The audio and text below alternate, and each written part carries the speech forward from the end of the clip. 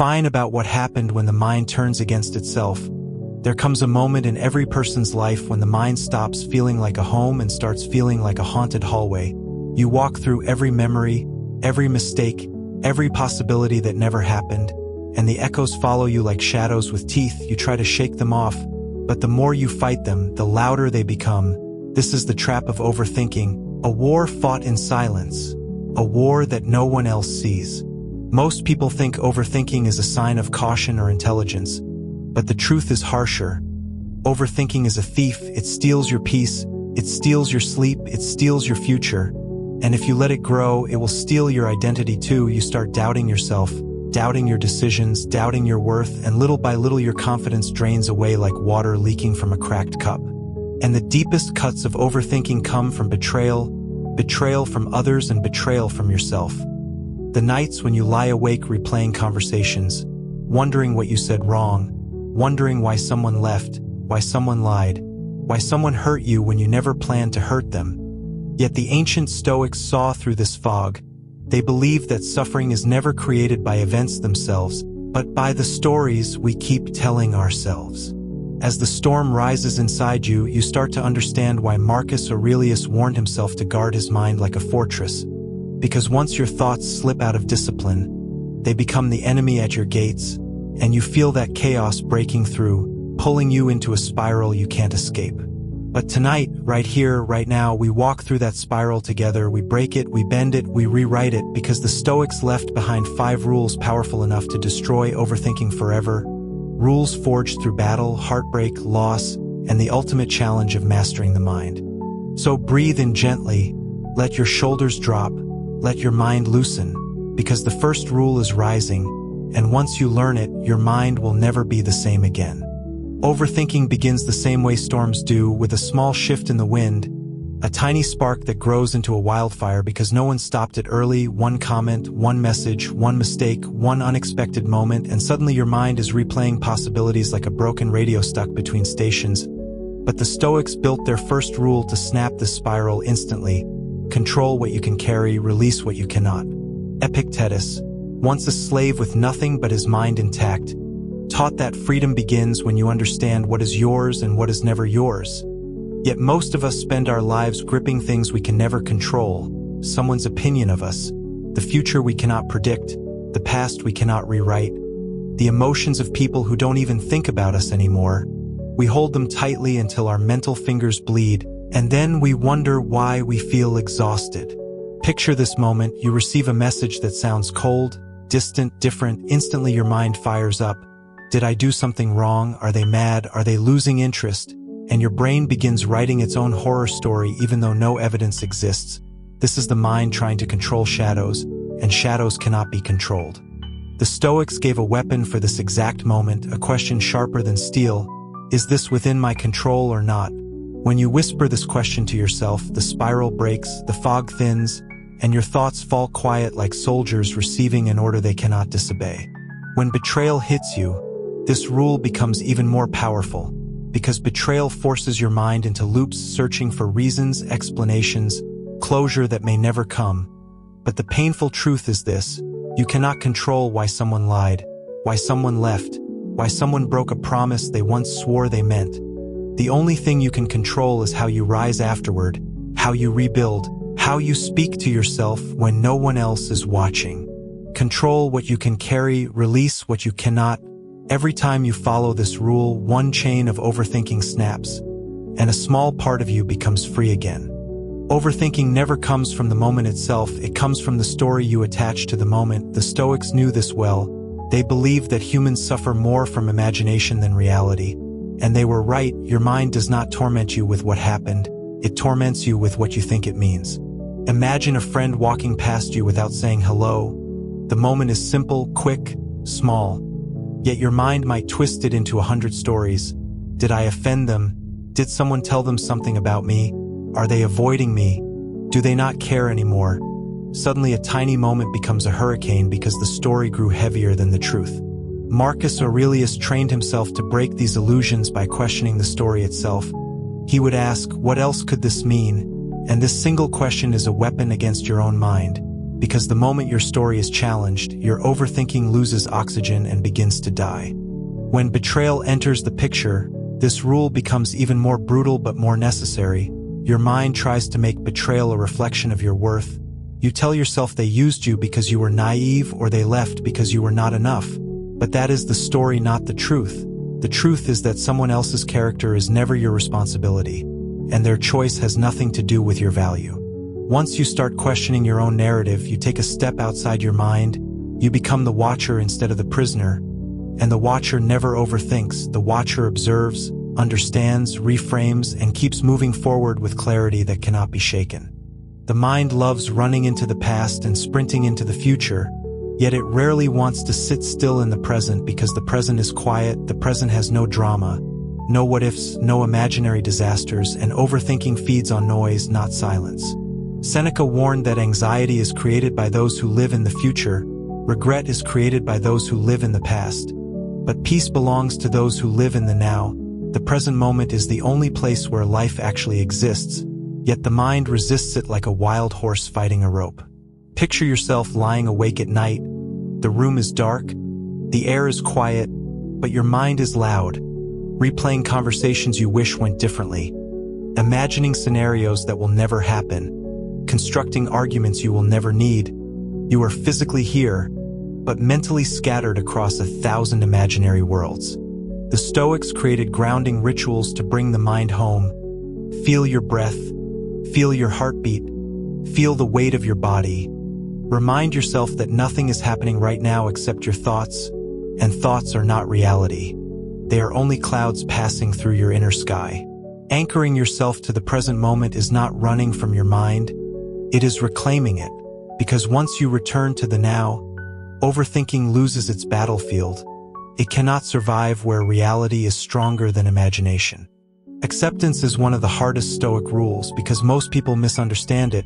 They think acceptance means giving up, letting life walk over you, letting pain control you, but the Stoics saw acceptance differently. They saw it as the ultimate form of strength. Overthinking begins when you resist what already is, you deny it, fight it, argue with it, try to mentally rewrite it, and the more you resist the truth, the more power the truth gains over you. Acceptance breaks the cycle instantly. When betrayal strikes, acceptance feels impossible.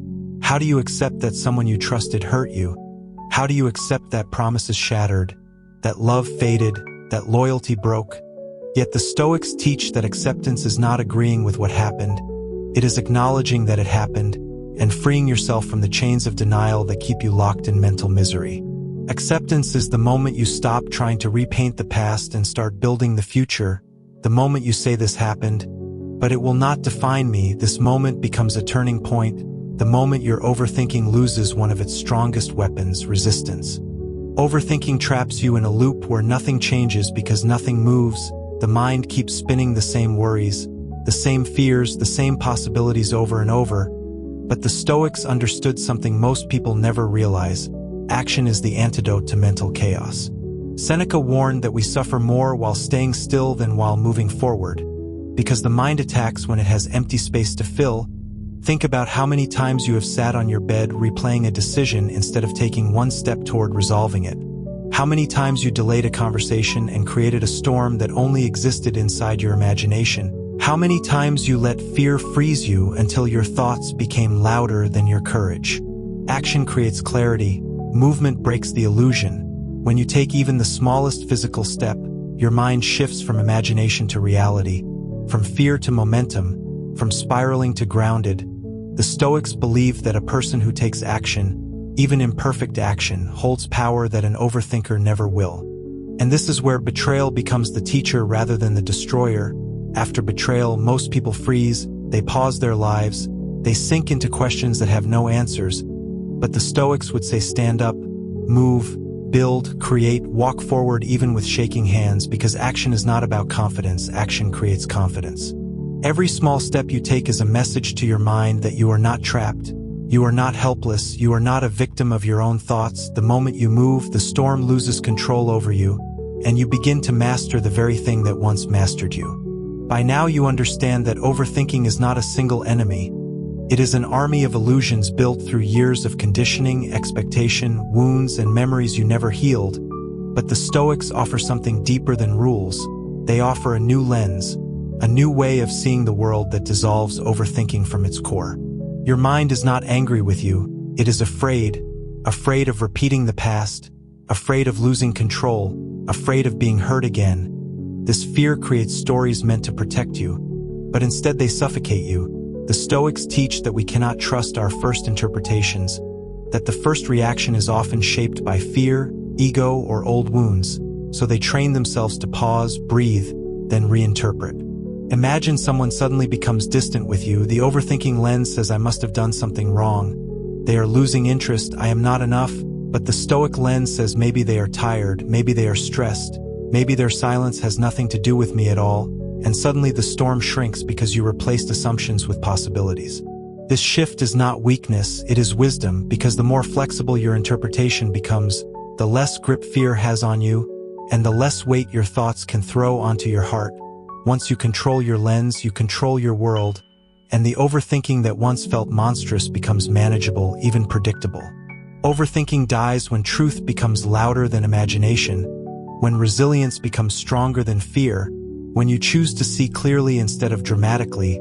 This is the Stoic way, not denying emotion but disciplining it, not running from thoughts but mastering them. Everyone experiences a betrayal that alters the direction of their life, a moment when trust is shattered, when love slips through your fingers, when loyalty turns into a knife you never saw coming. The mind reacts with shock, confusion, and the endless question why.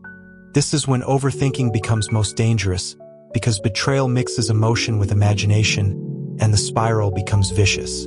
But the Stoics teach that betrayal reveals more truth than it destroys. It shows you who someone truly was, not who you hoped they were.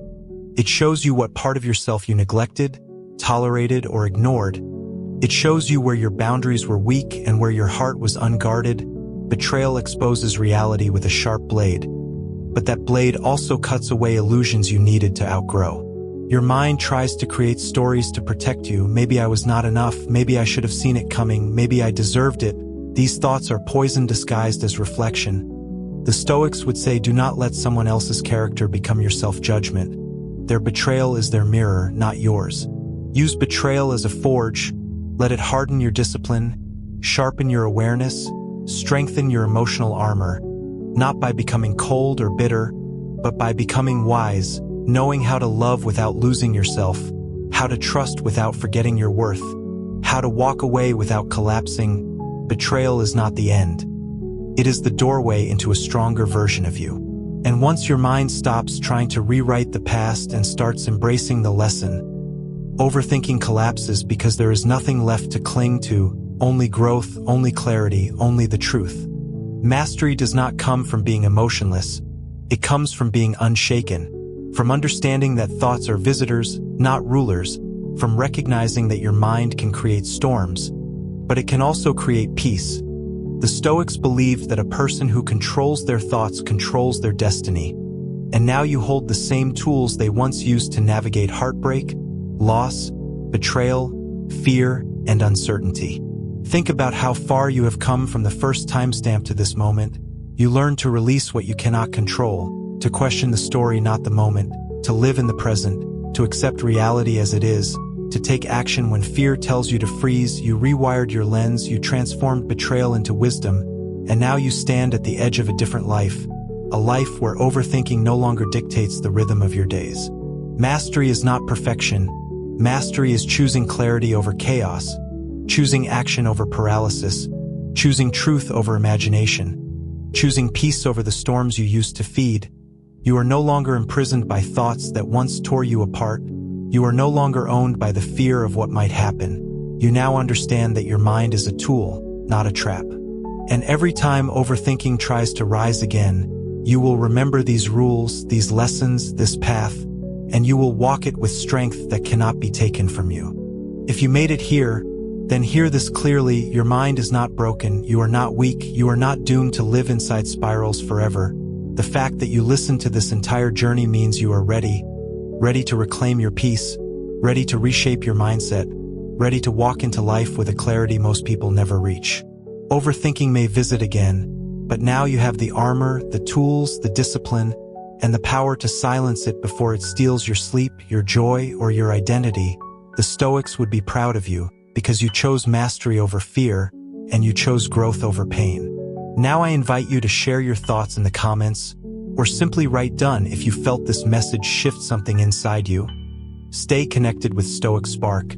Subscribe for daily Stoic wisdom and hit the bell icon so you never miss a reminder of your own strength, your own clarity, your own resilience.